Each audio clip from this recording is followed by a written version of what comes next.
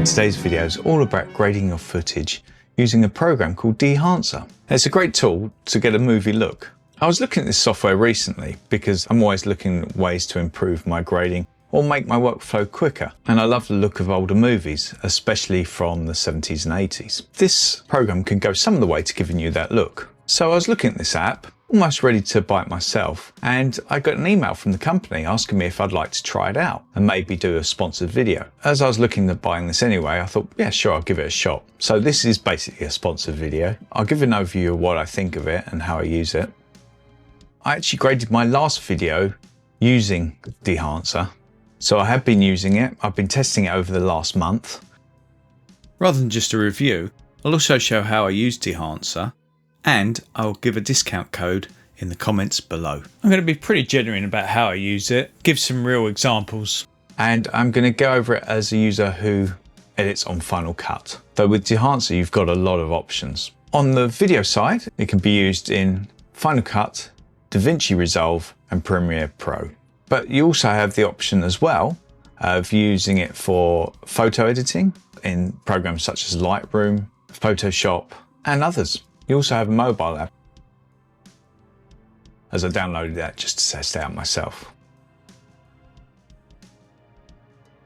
So if you get it for DaVinci, you've got Dehancer Pro, Dehancer Lite, which is a slightly cut down version. But then you can buy separate things. The main thing people would use it for is for the film grain. So you can get that. You can get Dehancer Bloom, which is fun. It blooms it like a vintage lens would, and also film, of course. The halation plugin, which is very good. And you've got breath damage and so on, which adds basically dirt and damaged film and breathing and so on to the film look, which can be fun. You've also got Dehancer Monitor as well, you can download for free. That's the same pretty much for Final Cut, and Adobe you can use Dehancer Pro and Dehancer Lite. So you've got the mobile version you can download for iOS devices, and you've also got Dehancer Color Test, which you can test yourself on how many colors you can see and so on, which is kind of fun, or not if you're not very good. So you've got Dehancer Online from your browser. The film packs I'll mostly be looking at are these. So you've got Fuji Eterna Vivid 500. So 500 is the ISO basically. That expired in 2013 as a note. You get Fuji Reala, I think I'm saying that right, 500D. So 500D is D for daylight and 500 is the ISO. That also expired in 2013. You get Kodak Vision 200T. The T stands for tungsten, the type of lighting it would have been used with. Kodak Vision 250D. Kodak Vision 3 500T, so tungsten again. And Kodak Vision 50D, D for daylight. That's the one I like most, is the Kodak Vision 3 50D. That's been used on a whole host of films. I'm going to do a quick screen recording now on Final Cut, and I'll talk about how I'm using it. So I'm going to start with something basic. I'm going to look at this video here. If I quickly flick through it. So it's a video I recorded when I was in Japan of a swordmaster giving a demonstration of using his sword. But as you can see here, this is what it looks like, totally ungraded in S-Log 3 Cine. The camera work's not brilliant, it caught me completely off guard, but I got what I could. It looks very nice. It's recorded on the Sony a7 IV with a Samyang 45mm t1.9 VAF lens. So I've cut it down to a smaller chunk here, and I'm mainly going to edit this part here. First of all, I would get an adjustment layer, add the adjustment layer to the footage here. And as you can see, I've cut down a smaller piece of footage. And then we need to bring up the program. So it'd be in Film Emulation. And then you move Dehancer into the adjustment layer there. And you get this. Looks a bit strange because it's got everything on at the moment. So I'll move this out of the way, and we'll zoom in a bit as well so we can see what we're doing. So if we zoom in a bit here. By the way, I'm not a pro Final Cut user. I just know it basically, so if I'm making any mistakes, shout at the screen and put in the comments below what I'm doing wrong. Here you can see it's set at Rec 709. We're going to change it and choose a camera. I'm going to use Sony, but you can see here you've got Apple for your iPhones, Arri, Blackmagic, Canon, DJI, Fujifilm, Infinity, Panasonic, Red, Sigma and Sony. So you've got quite a few options there. I've brought up Sony. You can see it's defaulted to an A6300. I'm using a Sony A7 IV. Okay, you can see it's already changed it. And now I want to change the format to S-Log3 S Gamut 3 Cine, as that's what I'm using. And you can see it's changed it again. The reason why it looks so strange here is we've got all these on, so I'm going to start switching these off. Different prints on, film grain, etc. I want to switch all that off. And then it just gives you a basic Rec 7.0 line look here, as you can see. Leave on that frame there. It's quite a cool one to leave it on. So now here you can play with your exposure compensation. It's pretty much okay, as you can see here. With the temperature setting? Say it's leaning a bit to blue, you can change that. Or you can make it a little bit warmer. You can change the tint, so it's either more green or magenta. You can defringe it slightly.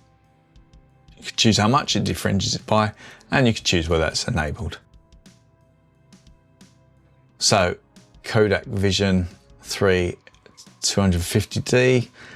That one I like, but I find that one is a little bit blue. If you click here, you can see here, it's got this kind of look here, which is a look some people will go for. You can change that as well. You can also change it here as well slightly, the way it looks, because you can really push and pull it. But for me, I prefer the 50D. I like this look a lot.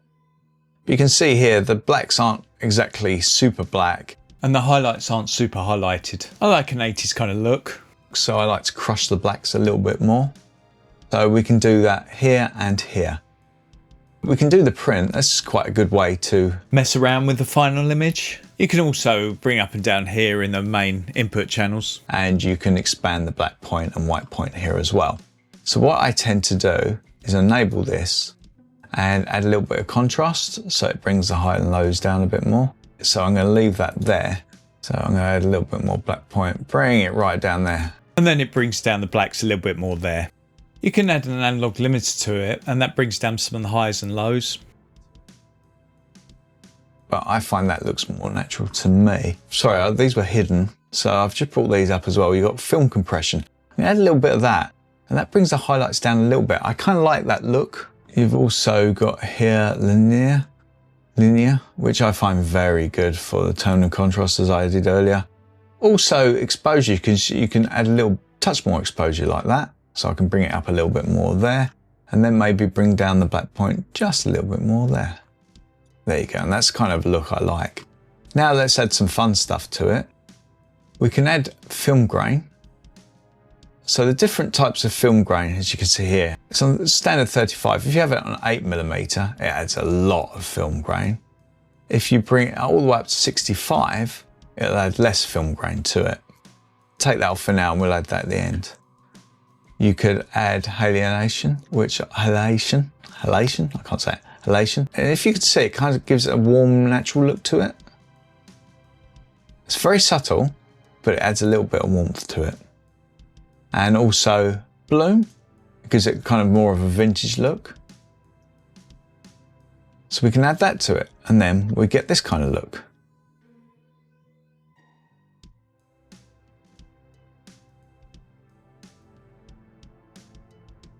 But I want to add something a bit different.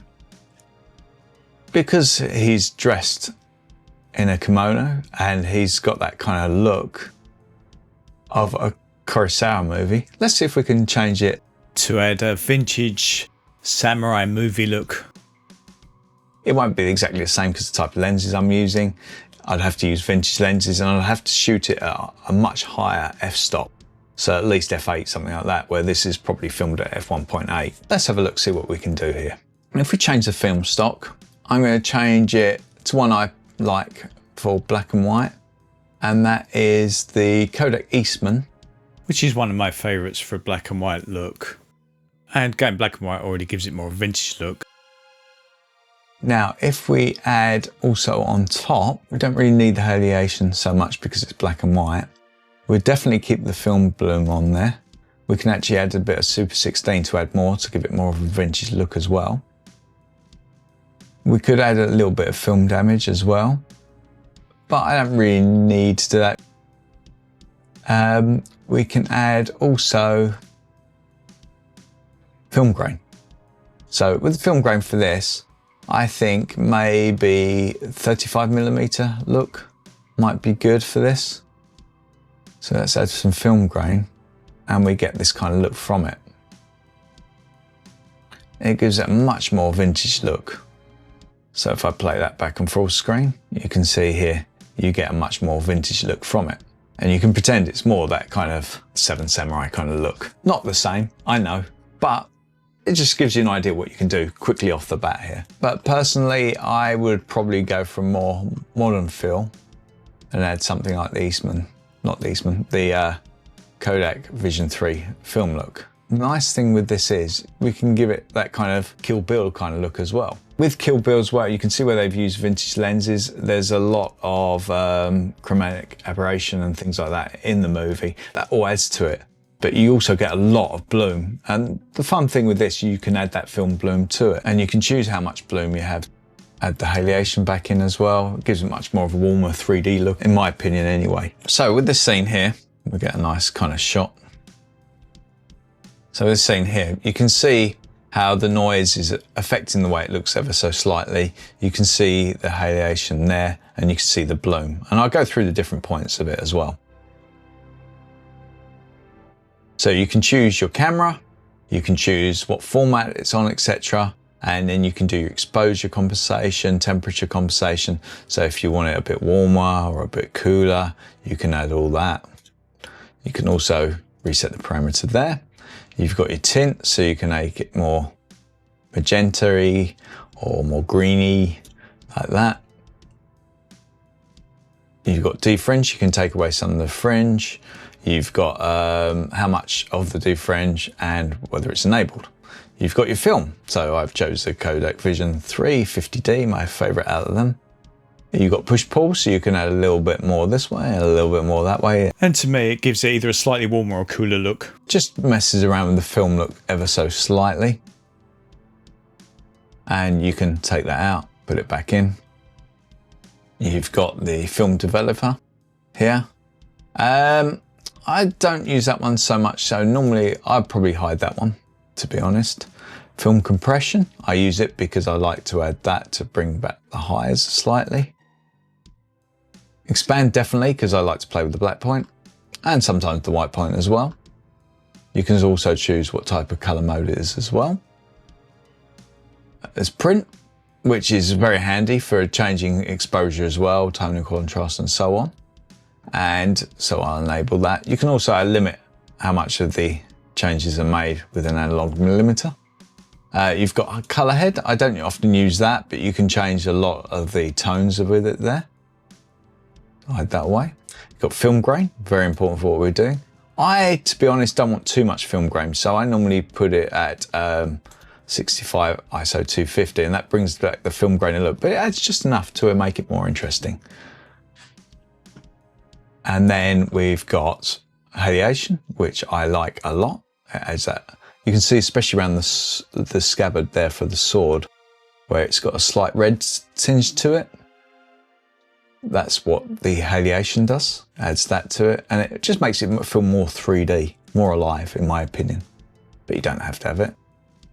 You've got bloom, which is a really cool effect, and it adds that bloom to it, almost like adding a mist filter in some effects, or a bloom filter.